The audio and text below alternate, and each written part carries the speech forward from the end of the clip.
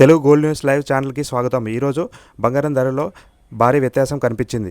Bullion మార్కెట్లో బంగారం వెండి ధరలు భారీగా పెరిగిన వేళ మన రెండు తెలుగు రాష్ట్రాలైన హైదరాబాద్, విజయవాడ, విశాఖపట్నంలో బంగారం వెండి రేట్లు ఎలా ఉన్నాయో తెలుసుకుందాం. బంగారం వెండి రేట్లు తెలుసుకునే ముందు మొదటిసారిగా నా ఛానల్ని చూసినట్లయితే సబ్స్క్రైబ్ చేసుకోండి. అలానే బెల్ ఐకాన్ మీద క్లిక్ చేయండి.